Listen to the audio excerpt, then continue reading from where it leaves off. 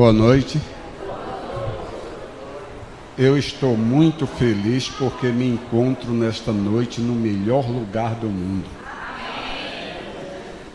Eu sou muito curioso. Todo comportor é curioso. Ele, quando chega numa casa, ele descobre tanta da coisa na casa por onde passa. De repente, assim, ele sabe se o indivíduo é torcedor do Flamengo, do Vasco, não sei mais de quem. Se é caçador, ele sempre descobre. E eu venho pelejando a encontrar uma igreja adventista com o povo feio. Mas, irmãos, até hoje eu não descobri. Há um segredo nessa coisa, né? A Bíblia diz que o coração alegre serve de bom remédio. Mas um espírito abatido virá secar os ossos. Então o adventista é alegre, é um povo feliz, é um povo especial, é um povo escolhido por Deus. E não tinha como a gente ser feio. Não tem.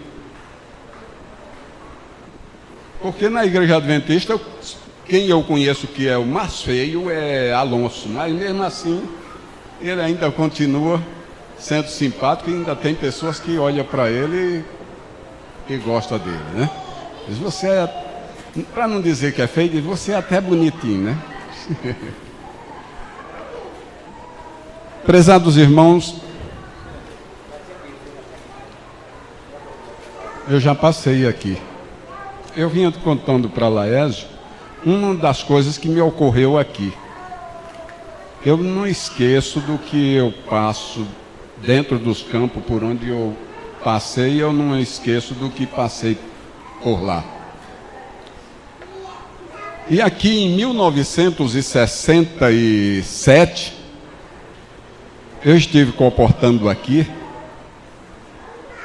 e daqui eu fui para Acari, fui para Jardim, mas na minha saída do hotel, coloquei as caixas de livro no ponto do ônibus, para esperar o ônibus para subir e ir para Acari. E eu estava em pé, encostado assim à parede, e de repente, um beija-flor verdinho, tão lindo, chegou no meu ombro e pousou. E eu não quis espantar ele, não. Ele não era muito pesado, eu até que levava ele se ele quisesse ir para onde eu ia. Mas ele demorou ali um pouquinho olhando para mim, não sei se porque não tocou com minha cara, e foi-se embora. E o melhor trabalho que eu já fiz na minha vida chama-se colportagem. Eu tive o privilégio, eu tinha um sonho quando menino de ser um caixeiro viajante. Você sabe o que é caixeiro viajante? Sabe não, né? Só quem sabe é velho. Mas representante de firmas por aí, vocês sabem o que é. Porque eu achava bonito o caixeiro viajante com uma pasta desse tamanho, um chapéu na cabeça, uma gravata no pescoço de terno, né? Andando, indo às cidades. E um dia eu sou caixeiro viajante também. Mas terminei aprendendo a arte de marceneiro, ilustrador, e fiquei até os 24 anos nessa profissão. Com 24 anos eu descobri essa joia preciosa, né? Eu queria uma família bem grande, Deus me deu uma família bem grande. Vocês não adivinham quantos irmãos eu tenho. Agora, vivo. Será que vocês seriam capazes de dizer? Eu vou dizer para vocês. E tem mais uma coisa, eu vou morar junto com esse com essa minha família por toda a eternidade. Na atualidade, nós já temos mais de 17 milhões de irmãos. E eu não conheço um ruim, porque os ruins não permanecem na igreja, né? Vão-se embora. Só ficam os bons e os bonitos aqui. O povo mais bonito de Parelhas, vocês estão escolhendo e trazendo para a igreja, né? Isso é bom. Isso é bom. Eu viajei em 7 estados aqui do Nordeste. Fui o caixeiro viajante que viajou muito, andou muito. Trabalhei em Alagoas, de Maceió a Delmiro Gouveia. Trabalhei na Paraíba, aliás, trabalhei em Pernambuco, de Bezerros a Araripina. Quase todo o estado de Pernambuco. Trabalhei na Paraíba, somente aí de Itabaiana a Cajazeiras, Triunfo, por ali. Santa Helena, a divisa com o Ceará. Trabalhei no Rio Grande do Norte também, um bocado de cidades.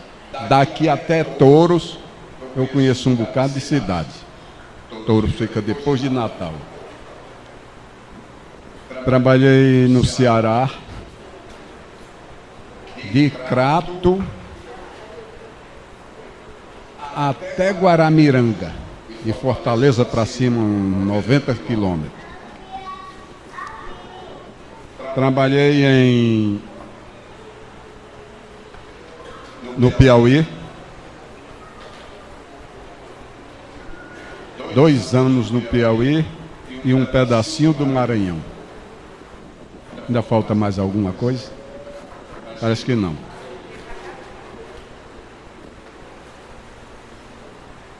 E quando eu trabalhei nestas cidades, a maioria delas, 98% não tinha adventista do 7º dia. Morei em Crato, no Ceará, trabalhei no Juazeiro do padre, que eles diziam que era do Padre Cícero, mas eu encontrei lá umas pessoas que não eram do Padre Cícero, era de Cristo. Ficou um grupozinho pequenininho lá no Crato, no Juazeiro. E hoje, para glória de Deus, existe mais de 13 igrejas dentro do Juazeiro do Norte. E, prezados irmãos, eu enfrentei gigantes terríveis. Na cidade do Crato, eu arranjei uma inimizade com o pastor batista da igreja do Crato, Manuel Silva. Só porque um grupo de pessoas da igreja quis fazer um curso teológico comigo, de graça. A Bíblia fala. E antes de chegar à 7ª lição, eu deixei até de ir lá na igreja, porque nós não tínhamos igreja adventista lá, né? Então eu tive que deixar de ir à igreja e teve pessoas que fez o curso, e então veio para o meu lado, né? Para o lado de Cristo. E nós alugamos um salãozinho e ali começamos. E hoje, você chega no Juazeiro, uma beleza. No Crato tem uma igreja fabulosa, maravilhosa. Naquela época, eu sentia-me tão pequeno para tão grande trabalho. Então, eu estava vendo um gigante na minha frente. Hoje, esse gigante, para mim, ficou pequeno. Tem um pastor que você conhece, que foi fruto do nosso trabalho ali. Pastor Gilberto Ludogério. Ele foi o primeiro secretário da missão Nordeste aqui, Gilberto Ludogélio. Hoje está em Caruaru. Terminou de construir uma igreja agora no bairro do Salgado. Uma igreja linda. E, prezados irmãos, vale a pena trabalhar por Jesus. Eu não vou me alongar muito, não, porque senão a gente não sai daqui hoje, não é, pastor? Eu vou contar um pouquinho da história de um gigante sem força. Esse gigante nós encontramos na Bíblia, no livro de Juízes, no capítulo 13, se inicia a história desse gigante. Esse gigante não estava programado para nascer. Deus o programou, porque a mãe desse gigante era estéril. Esse gigante nasceu e ele tinha uma missão especial. E desta missão especial, ele começou a olhar para outras coisas, através de sua vista, começou a contemplar outras coisas que não devia contemplar, e foi caindo. Esse gigante desceu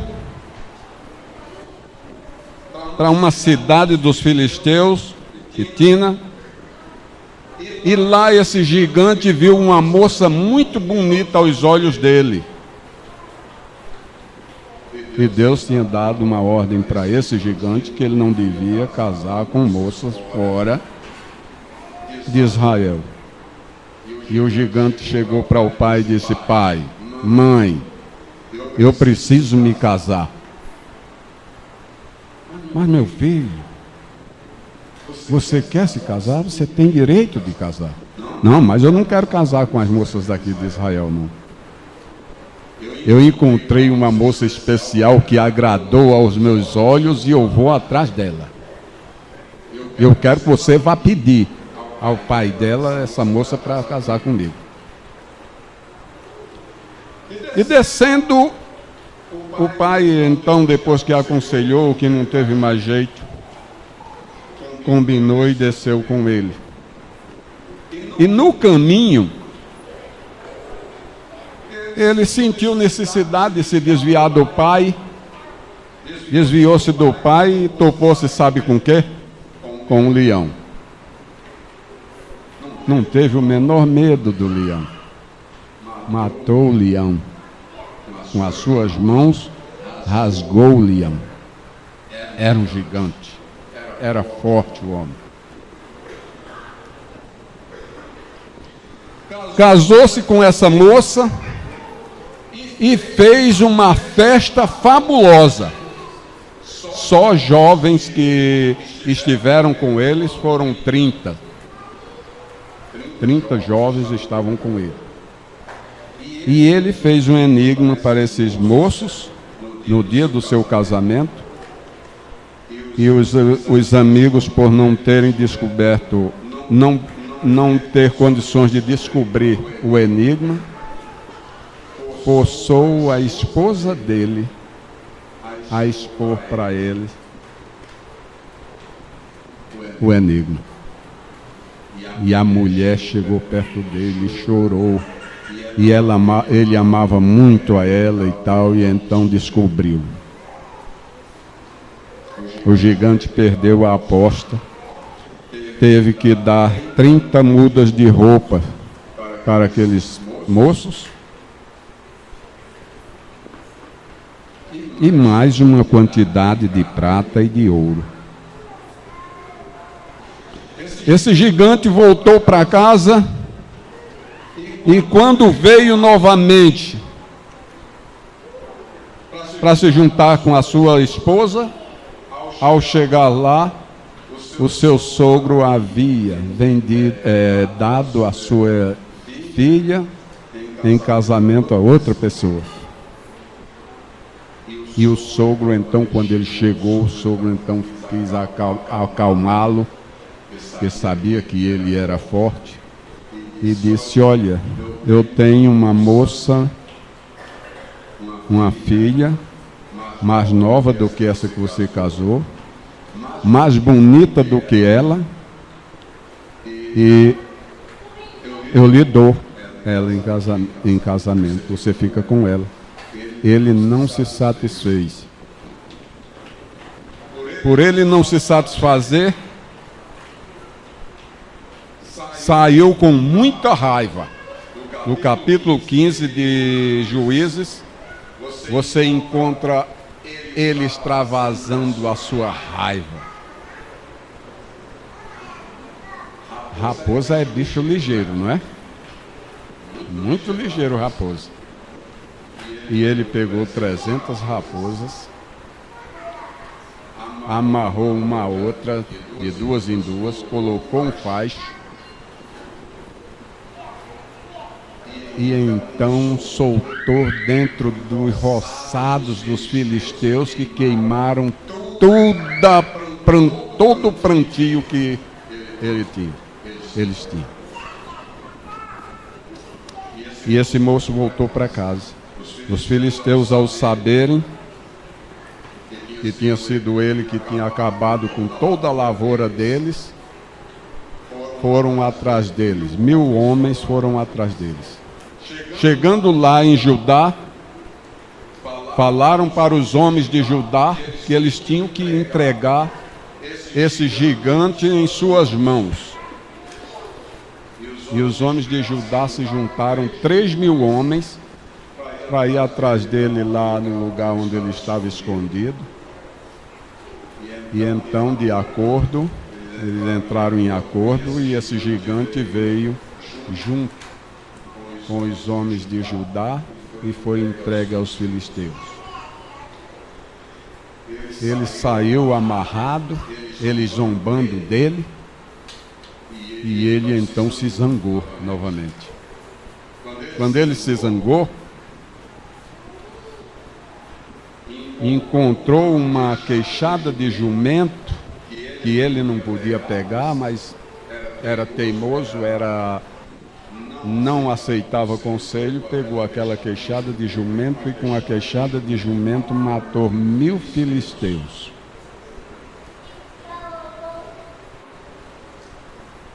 Ficou livre. E um dia esse moço entrou em uma outra cidade,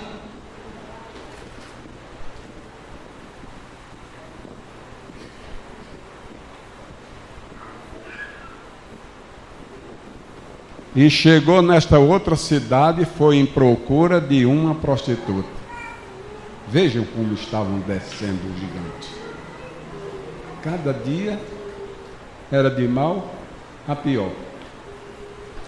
Atrás de uma prostituta, ficou lá, os homens descobriram que ele ali estava, e então, meia-noite, ele levantou-se, pegou um portão enorme da entrada da cidade, arrancou com o portal e tudo, botou nas costas e viajou, subindo um monte, e já encontraram esse portão muito longe de lá da cidade.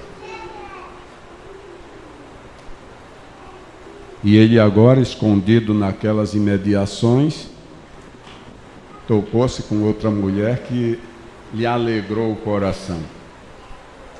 Essa nova mulher, chamada Dalila. E Dalila, vocês sabem bem da história,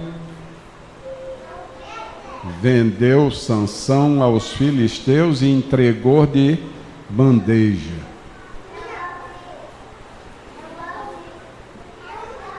Diz um Provérbios que o sábio é aquele que aprende dos erros dos outros. Com esse objetivo, iremos aprender de um homem que errou a sua vocação e o seu alvo. Todos já ouviram falar desse homem, um gigante em força física, cujo nome Sansão, é comparado ao lendário Hércules, chamado por Deus antes de seu nascimento. Deus tinha um objetivo todo especial para ele. Deus lhe deu-lhe poderes e uma força descomunal. Vejamos sete proezas de Sansão. Então, como eu falei, estrangulou sozinho um leão, queimou as searas dos filisteus usando 300 raposas. Terceiro, massacrou várias vezes os filisteus. Matou 1000 homens com a queixada de um jumento. Desvencilhou-se facilmente dos fortes cordéis com os quais foi amarrado. Removeu os portões de Gaza e os transportou para um alto monte. Derrubou sozinho o templo de Dagon. Agora vejamos 7 fracassos deles. Aliás, as 7 causas de fracassos de Sansão. Sansão esqueceu de sua nobre herança, que era do seu povo, junto com o seu povo. Deus hoje nos chama como povo seu especial. 1 Pedro 1, 3, 4 e o verso 15. Deus nos chama de povo especial, povo escolhido. Sansão esqueceu de sua elevada missão. Deus o chamou para ser o libertador de Israel. Ele perdeu a visão desse direito. O Senhor tem objetivo para cada um de nós, irmãos. 1 Pedro 2,9.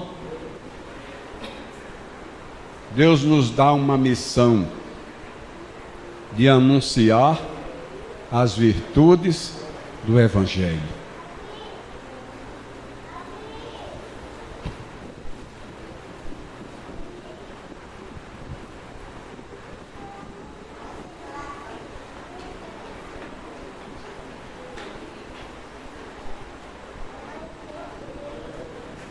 Sansão, ele colheu o que semeou.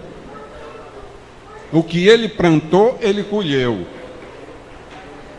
Ele amou as trevas e as trevas o envolveram. Fez como a mariposa que procura o fogo e é queimada por ele. Ele amarrou 300 raposas, deixou-se amarrar por uma mulher. Brincou de ser amarrado e ficou preso pelas cordas do pecado. Nós seremos envolvidos pelos laços do pecado ou pelas cordas do amor divino. Oséias 11, verso 4. Brincou com o pecado e serviu finalmente de motivo de zombaria para os seus inimigos. Dominou o leão, mas não se dominou a si próprio. Perdeu o alvo porque confundiu ilusão com realidade. Prezados irmãos, aqui nós temos 3 maravilhosas joias que Deus escolheu dentro de Parelhas agora, nesses últimos dias. Essas pessoas, elas vão encontrar gigantes sem força por aí, querendo derrubá-lo, vocês. Os amigos de vocês, que vocês tinham como amigo, até agora, o presente momento, muitos deles vão se virar contra vocês.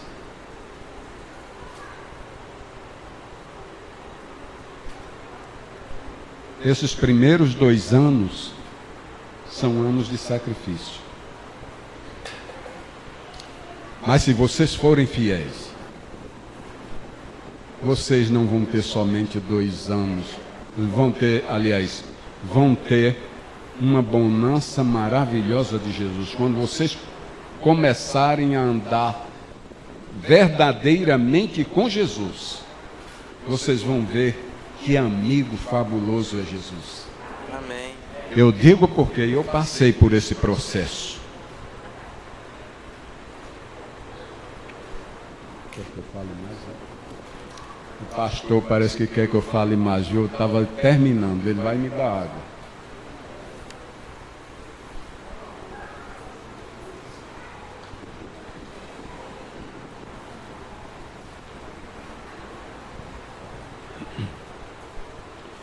Eu contei agora há pouco, na outra igreja ali, há uns irmãos, nós estávamos conversando, e eu contei alguma coisa que ocorreu na minha vida.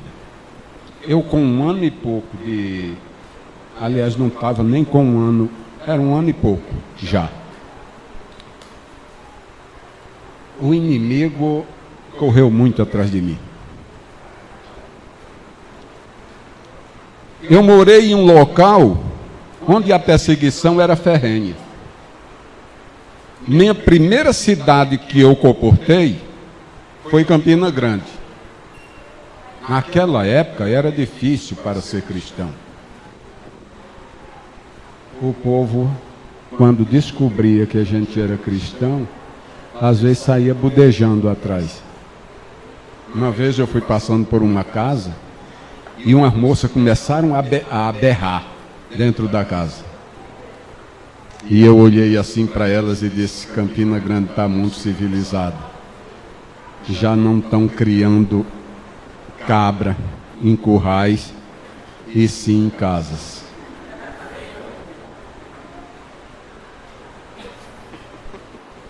Eu tinha uma vizinha que aquela era usada pelo inimigo constantemente.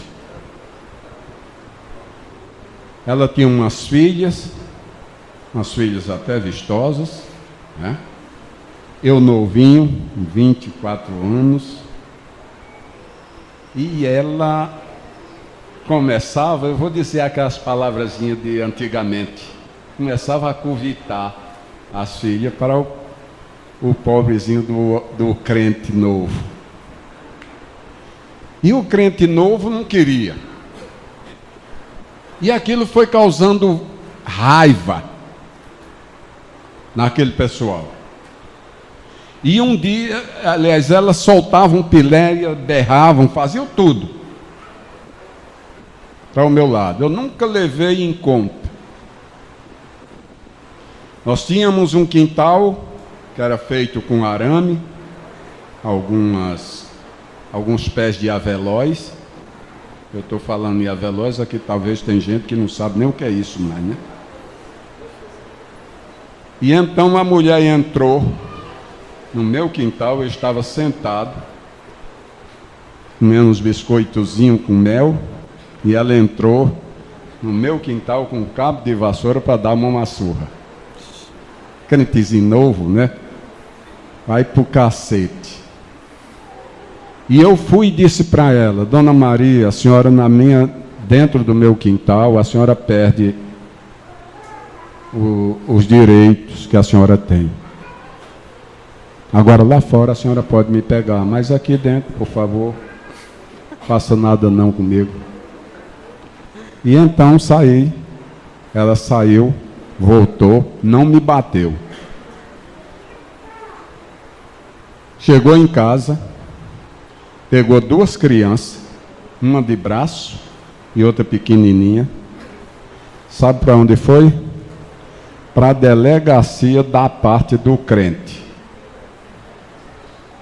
Sabe o que é que ela fez? Rasgou o vestido daqui assim até aqui, ficou com o seio de fora, e chegou lá no delegado e disse: Coronel Luiz de Barro, lá vizinho a mim tem um crente que entrou na minha casa Deu até nas combucas de sal. Olha a minha situação. E agora, irmãos? Que situação. E eu, despreocupado, quando de repente chega alguém, onde eu estou sentado, e diz: olha, Alonso, tem aí uma caminhonete da polícia e o sargento está ali, está ali querendo falar com você. E então eu me apresentei, quando eu olhei, me arrupiei. Soldado com metralhadora, com fuzil, revólver. E ele disse para mim, olha, o delegado Coronel Luiz de Barro quer falar com você. Pois não, eu vou. O senhor me permite eu calçar um sapato? Eles podem trocar até de roupa. Aí deu tempo de eu calçar o sapato e orar. Orei e saí. Em menos de 100 metros, outro sargento parou a caminhonete. Era o delegado do bairro. Alguém já tinha falado o que estava ocorrendo com a minha pessoa lá. E o sargento perguntou para ele, para o outro: foi o que vocês estão fazendo aqui? Nós viemos prender um crente aí que estava quebrando até as combucas de sal na casa da vizinha dele. E o outro sargento disse: olha, não é assim. O soldado que estava com o sargento tinha estudado comigo num colégio de freiras em São Vicente de Paula e me conhecia. E falaram lá com aquele sargento quando eu cheguei na delegacia. Aliás, antes de sair, ele disse: olha, Alonso, você vai, eu já conversei com o sargento, se der 9 horas do dia e você não chegar em casa, eu vou lhe buscar. Eu fui. Quando cheguei lá, os soldados desceram da caminhonete, fizeram uma fila de um lado, outra de outro, e o crente saiu pelo meio. Quando chegou lá na frente do delegado, ele disse: sente aí. Eu sentei. E o delegado saiu, mais o sargento, foram lá para dentro. Quando voltou, sentou-se lá no birô e disse: Alonso José Alves. Eu digo: sou eu. Disse: minha cara, senta aqui. Sentei. Disse: o que é que está acontecendo? Aí eu comecei a contar o que estava acontecendo. O que é que estava vendo? Aí ele disse: por que é que você, quando começou sentindo isso, não veio aqui e não veio prestar queixa? E porque eu sou cristão e não gosto de ver os meus semelhantes sofrendo por minha causa. Ele olhou para mim e disse: foi bem feito o que ela fez. Ela devia ter dado um cacete lá de você ficar sem se levantar, porque aí você sabia, vinha aqui e então prestava queixa. Ele disse: esse sargento que é seu? Eu digo: nada, eu nunca vi esse homem, é a primeira vez que eu estou vendo. O sargento já tinha contado o que o outro sargento tinha dito para ele lá. E ele disse: olha, você vai embora. Agora, se elas disserem qualquer coisa com você que lhe ofenda, você vem aqui, viu? Que é para me dizer que eu quero tomar as providências. E eu fui para casa. Cheguei em casa, eram as 9 e pouco. O sargento estava me esperando. Aí então, o sargento conversou comigo, foi embora. Quando foi embora, essa mulher novamente explodiu lá dentro da casa dela. Eu não aguentei não. Chamei o menino e digo: vá dizer ao sargento que deu um saltinho aqui, que a mulher está brava e quer me pegar. E a mulher, o menino foi, aí quem veio foi o soldado. E eu vi uma zoada para lá, mas não sabia o que estava acontecendo. E prezados irmãos, o soldado veio, falou comigo, que já tinha conversado com ele. Quando o soldado saiu, um moço chegou para mim com uma lista de um advogado, um baixo-assinado. Nessa baixa-assinado, era para eu arranjar 12 pessoas para assinar que aqueles vizinhos não prestavam. E os vizinhos, eu saí, eu não queria ir de jeito nenhum. Eu disse, mas você tem que ir, que eu já falei com o advogado. E eu fui, falei com um vizinho. Sabe quantas pessoas assinaram a baixa-assinada? 27 pessoas, e ficou um bocado de pessoas lá com raiva porque eu não levei para eles assinarem. Era para a justiça tirarem eles de lá, e antes da justiça ir lá para expulsá-los, naquele sábado, no sábado seguinte, 11 horas da noite, eles já tinham se retirado de lá. Foram para um bairro lá, bairro José Pinheiro, e lá começaram a roubar lá na roça do pessoal, e o pessoal meteram o couro neles, eles já foram para outro canto. Prezados irmãos, pelo Evangelho a gente sofre. Eu disse para vocês que a gente, os primeiros anos, primeiro ano, segundo ano, então as coisas apertam, mas depois é aliviado. Quando eu comecei a comportar, não tinha um comportor mais fraco do que eu tinha medo até da Igreja Católica. Quando me acostumei com a amizade de Cristo, confiei, cheguei a vender livros a padre na sacristia da igreja. E fiz amizade com muitos padres. Dei a mensagem, dei livros a muitos padres.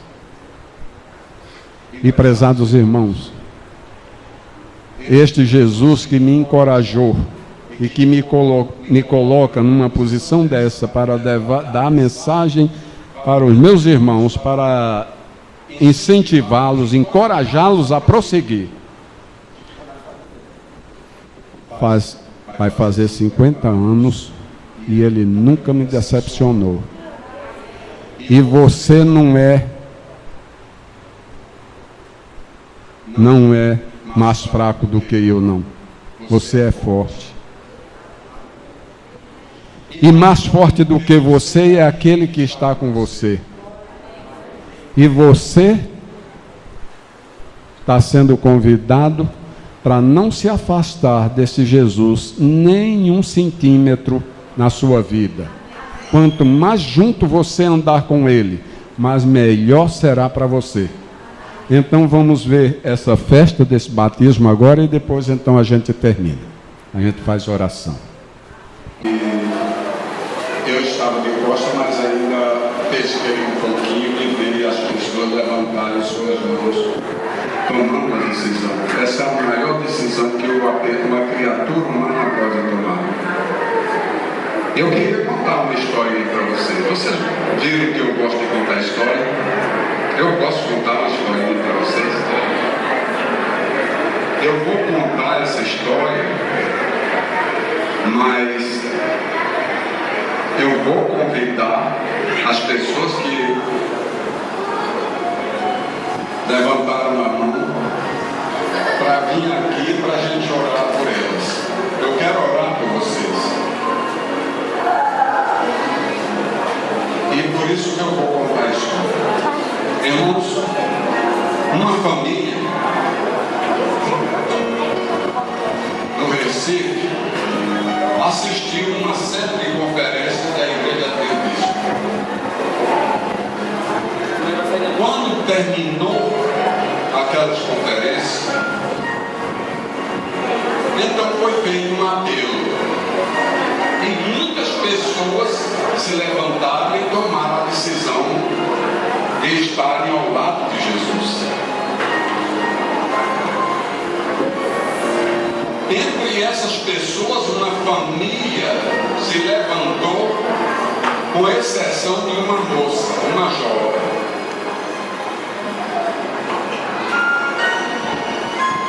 eles saíram da igreja. Os pais, a mãe, os irmãos, as irmãs, toda aquela família saiu da casa. Antes de eu terminar a história, eu vou fazer uma pergunta a vocês. Quem tem vida própria aqui? Eu quero ver a mão de quem tem vida própria aqui. Acho que ninguém tem. Então nós dependemos da fonte da vida. E a fonte da vida é Jesus. Ele disse: eu sou o caminho, a verdade e a vida. Ninguém vai ao Pai senão por mim. Então nós não temos vida própria. Nós temos uma vida emprestada. Pertence a Deus essa vida. E aquela família, quando vai se dirigindo para casa, o pai pergunta para a filha: minha filha, você entendeu a mensagem que foi apresentada pelo pastor? Entendi. Você viu algum erro dele na mensagem? Disse: não, senhor, não vi. E minha filha, por que é que nós, eu e todos os seus irmãos e sua mãe, tomamos a decisão de servir a Jesus e você não tomou? Por que você não aceitou o convite? E ela olhou para o pai e disse: não, pai, eu vou aceitar. Só não hoje, só não agora. Porque de hoje a 8 dias vai ter o carnaval. E eu quero ir brincar o último carnaval da minha vida e depois eu vou para a igreja e junto com vocês serei cristão junto com vocês.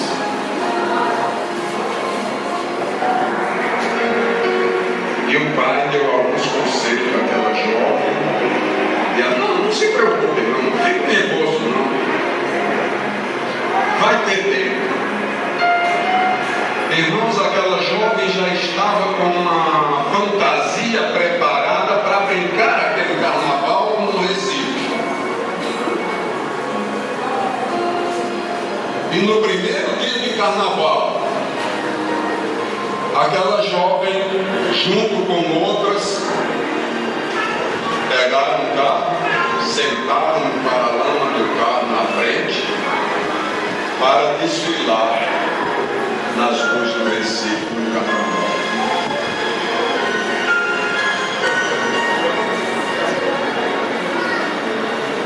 E aquela jovem sentada ali naquela alegria, atravessando as ruas, de repente eles vão atravessando um cruzamento e um carro aparece de repente e vai em cima, embarrua naquele carro, e embarrou em cima daquela jovem. E aquela jovem caiu já sem vida. Prezados irmãos, eu quero dizer para vocês que o amanhã não existe para você nem para mim. Para Deus não existe calendário de amanhã. Hoje é o dia. Hoje é o momento. Esse mundo, ele não tem o que dar para viver. Nós vivemos num mundo de vale de lágrimas. As pessoas estão sofrendo, desde a criança até os mais velhos.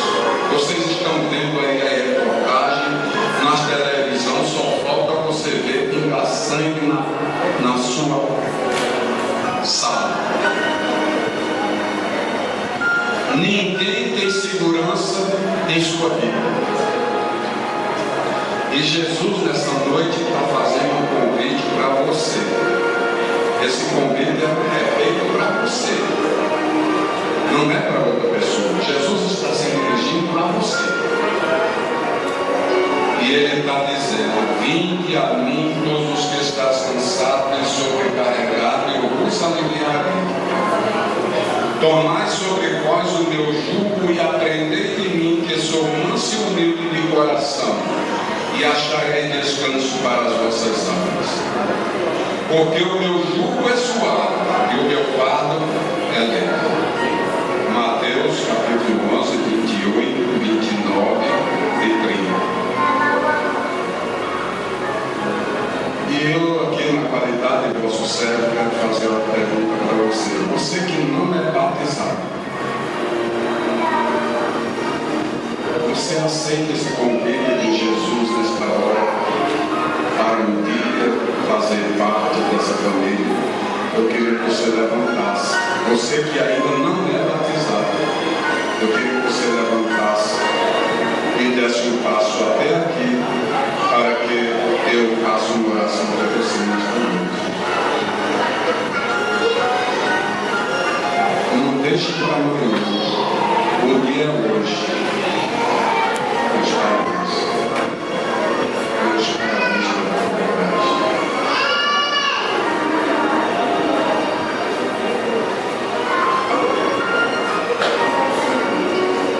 Jesus continua te chamando. Você que ainda não selou a sua fé com Jesus, Ele está lhe convidando. Vocês estão vendo? Um jovem de 90 anos está se aproximando. Eu conheço esse cidadão já há muito tempo. Há mais de 18 anos que eu conheço ele. Hoje ele está tomando uma decisão. O Espírito Santo continua te convidando. Se você não é batizado e deseja que eu ore por você nesta noite, por favor, não rejeite o convite de Cristo. Não convite de Alonso, não. Aqui Alonso é igual a vocês. Não é melhor que vocês. É igual a vocês. É dependente como vocês são dependentes.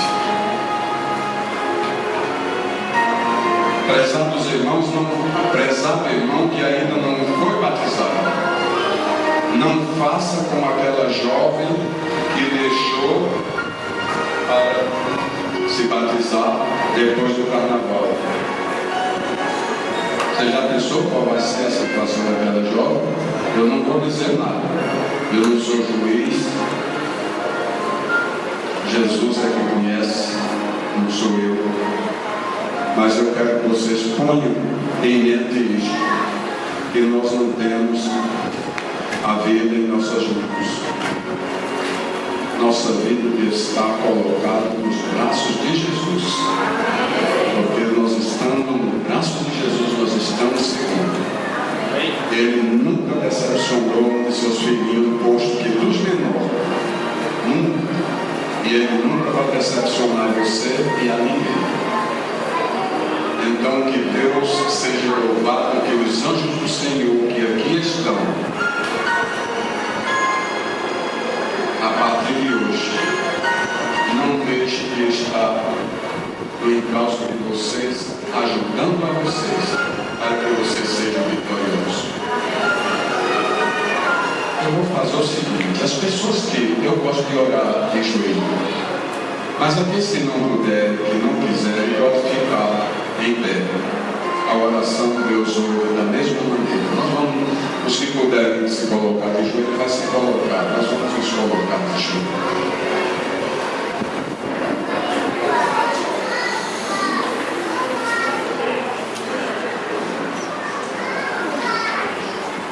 Amado Jesus, quão maravilhoso é estar aqui nesta noite em tua presença. Quão feliz tu estás, Jesus, em contemplar esses teus filhinhos tomando uma decisão difícil,